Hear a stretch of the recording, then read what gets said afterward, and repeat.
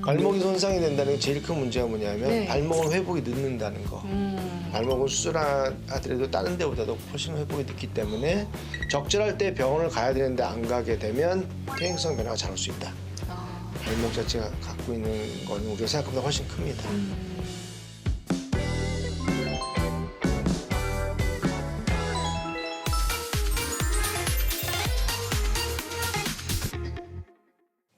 안녕하세요. 의사들과 대화하는 여자 의대녀 이진입니다. 자, 오늘도 통증 박사 안강 원장님과 함께 통증에서 벗어나는 방법 알아보겠습니다. 안녕하세요. 네, 안녕하세요.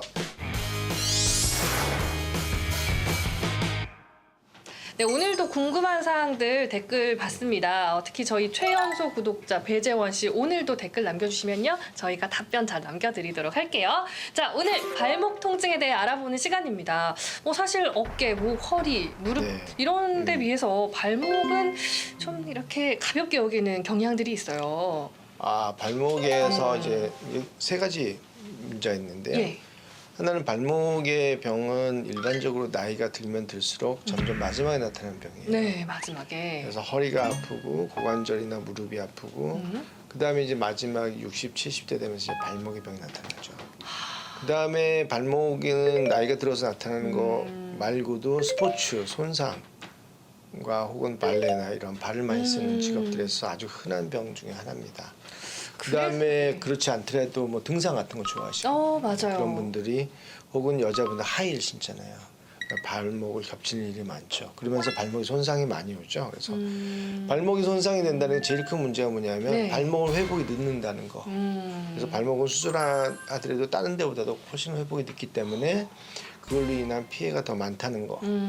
그다음에 또 발목 자체는 일단 발목이 안 되면 다른 운동이 안 되기 때문에 네. 발목 자체가 갖고 있는 거는 우리가 생각보다 훨씬 큽니다. 그런데 사실 네. 발목 삐는 경우는 네. 종종 있어서 네, 오히려 큰 부상으로 여기지 않고 네, 좀 이따가 낫겠지 이렇게 넘어가는 경우가 많거든요. 네. 일반적으로 발목이 삐는 거는 큰 문제는 아니죠. 저절로 회복되는 경우가 네. 많고, 그다음 주로 이제 외축으로 이제 넘어지는 게 많고 외측? 내축보다는 외측인 경우에는 또 저절로 잘 회복하는 경우가 많습니다. 근데 이제 그렇다고 하더라도 너무 심하게 부어요. 그다음에 걷기 힘들 정도로 아파요라고 하면 네. 반드시 병을 찾아보셔야 됩니다. 그다음 또 이제 그 잘못된 것 중에 하나가 네. 이런 거로부터 손상을 받은 다음에 회복이잖아요. 빠른 시간 내에 운동이나 적절한 운동 치료나 물리치료나 이런 게 시작이 돼야 되는데 그게 네. 너무 오랜 동안 고정이 되고 오랜 동안 쓰지 않고 이런 것들이 이제 결국 퇴화를 더 유발할 수도 있습니다. 그다음에 이제 특히 손상이 왔는데 그게 복숭아뼈 아래에서의 손상은 저절로 보통 회복이 되는데 네. 복숭아뼈 위쪽에 인대가 손상이 됐다면 이거는 반드시 기부스를 해야 되는데 기부스를 안 하는 경우에 있어서 불안정한 발목이 되어서 이것이 퇴행성 변화를 유발하게 됩니다. 그러니까 다시 말하면 적절할 때 병원을 가야 되는데 안 가게 되면 퇴행성 변화가 잘 올 수 있다. 그다음에 너무 오랫동안 고정을 하거나 안 움직이는 예. 것도 치료 후에 퇴행성 변화가 올 수 있다. 그래서 병은 적절한 시기에 잘 발견하여서 잘 치료하면 보통 큰 문제가 아닙니다. 네. 그런데 삐끗했을 때요. 통증이 좀 계속되면 이 힘줄에 문제가 없는지 확인을 좀 해봐야 될 것 같은데 그렇죠. 이게 발목 바깥쪽 통증 네, 네. 원인이 어디에 있을까요? 보통 발목 바깥쪽의 문제는 이제 관절염이 있을 거고, 관절염. 그다음에 힘줄의 병이 있을 거고, 네. 그다음에 발목을 삔 후에 남는 그 예를 들어서 뭐 족근동증후군 같은 그런 병들이 있을 수 있습니다. 네. 발목 외측 통증이에요. 여기 보시면 발목에서 자 여기 힘줄이 이거 복숭아뼈라 그러잖아요. 네. 복숭아뼈 뒤를 따라서 힘줄이 이렇게 내려와요. 두 개의 페로니우스라는 힘줄이 두 개가 긴 것과 작은 것이 있어서 네. 여기 하나가 보면 하나는 발바닥 가운데로 내려갑니다. 그래서 주로 통증을 느끼시는 분이 지금 제가 만진 부위에 통증을 많이 느끼죠. 네. 그죠? 요거는 이제 힘줄의 병이 있을 확률이 굉장히 높은 거고요. 그 다음에 이제 발목을 삐었어요. 네. 겹질렀는데 이 부위가 붓거나 아픈 거는 금방 확인할 수 있는데 실제로 여기는 별 이상이 없어 보이지만 여기가 아픈 분들이 많아요. 맞아요. 그죠? 여기 아픈 분들 상당히 많죠. 그리고 네. 환자분들이 많은 분들이 발목 삔 후에 회복된 거 한 3개월쯤 후에도 계속 아프다는 분들 중에서 여기를 불러서 아픈 분들이 꽤 많아요. 이게 이제 족근동 주근이라고 여기 동그란 구멍을 통해 가지고 안으로 연결돼 있는데 네. 여기에 이제 연골이 다친다든가 신경이 손상됐다든가 이런 여러 가지 원인에 의해서 이 부위가 아픈 거를 족근동 주근이라고 그래요. 그래서 족근동 증후군. 실제로 상당히 흔한 것 중이고 실제로 요 힘줄염 다음으로 많은 것 중에 하나예요. 이런 것들이 좀 더 오래되고 회복이 잘 안 되고 발목이 불안정하게 남게 되면 발목 사이에 관절 사이가 닳게 되잖아요. 네. 그게 이제 관절염이 되는 거죠. 그래서 크게 발목 외측의 통증은 힘줄의 병, 족근동 증후군, 관절염 이렇게 세 개가 돼 있는데요. 네. 근데 지금 이 세 개가 다 치료가 어려운 병이 아닙니다. 발목이 삐면 적절한 시기에 적절한 운동으로 회복을 빨리 하고 네. 그럼에도 불구하고 남아 있으면 운동 치료라든가 네. 수기 치료라든가 하고는 여러 가지 다른 방법에 의해서 치료를 충분히 할 수가 있습니다. 그러나 이걸 오랫동안 놔두게 되고 이것이 긴장된 상태가 오래가 된다면 네. 아주 빠르게 관절이 망가질 수 있겠죠.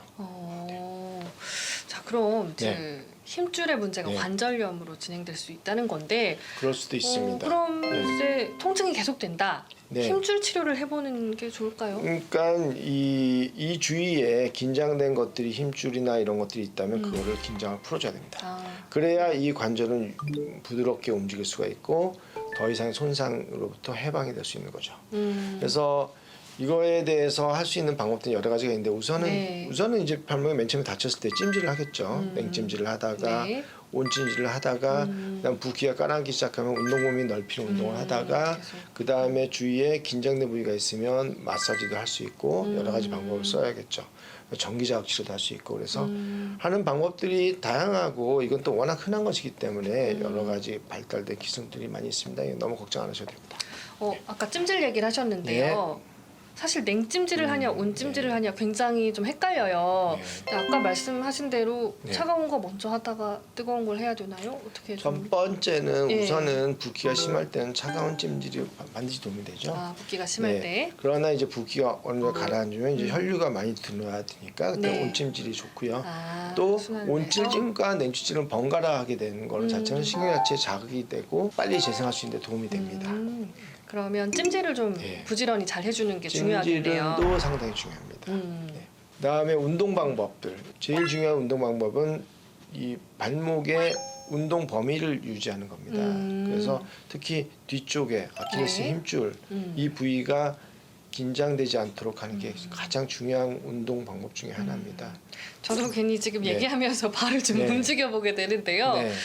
사실 발목 네. 통증 가볍게 생각하는 네, 분들 좀 주변에 있었는데 저 오늘을 계기로 얘기를 좀 잘 해줘야겠다는 생각이 들어요. 네. 그리고 좀 사례가 많을 것 같은데 특히 중동분들 네. 중에 어떤 사례가 있을까요? 중동분들 아시다시피 이제 약간 비만이거나 운동이 없는 적은 상태에서 갑자기 뭐 축구를 한다거나 뭐거나 이런 게 많잖아요. 네. 그러다 보니까 발목을 다치는 분도 많고 또 중동 여자분들이 이제 하이힐을 많이 신으셔요. 그러다 보니까 발목을 겹치는 경우가 훨씬 많고 그로 인한 네. 통증이 많으신 것 같아요. 그다음에 이제 또 그 족저근막염 이런 것도 많이 흔한 병 중에 하나고 그건 우리나라도 거의 비슷합니다. 근데 이제 제 그 아주 친한 친구 말렉이라고 하는 정말 좋은 친구. 말렉 씨, 네, 예. 그 말렉이란 분은 저기 뭐야 이런 투자를 유치하는 그리고 큰 투자한 은행의 그 기관장이시고 굉장히 높은 사람이에요. 근데 이제 이분이 한국을 아주 자주 초청으로 많이 오고 하는데 뭐 수십조 원을 막 움직이는 사람이니까 자기 돈이 아니더라도 어쨌든 남의 돈이지만 대단한 분이시네요. 엄청난 발도 돈을 건강하셔야 될 것 같은데. 네, 그러니까 많이 뛰어다녀야겠죠. 투자자들 유치해야 네. 되고 또 투자도 해야 되고 하니까 또 정말 뛰어난 네. 그 다음에 또 인간성 너무 좋은 비즈니스 감각 다 탁월한 아주 영리하신 분입니다. 그런데 네. 발목이 좀 아프셨나 봐요. 그래서 잘 못 걷는 거죠. 그래서 운동을 제대로 못 하니까 아이고. 답답한 거죠. 근데 이분이 이제 이 족근동 증후군이라고 이 부위가 아픈 거죠. 발목을 몇 번 겹치는 후에 네. 이 부위가 아파서 잘 걷지를 못하는 거예요. 그러니까 이 걷는 자체가 너무 힘드니까 그다음에 조금만 한 50m 걷다 쉬고 아이고. 뭐 10m 걷다 쉬고 이렇게 너무 괴롭겠다. 이런 산책이나 이런 것도 잘 아이고, 못하고 네. 이게 그러니까 그 상태가 너무 오래돼서 한 수년 동안 지속되다 보니까 이분이 그 많이 지쳐했던.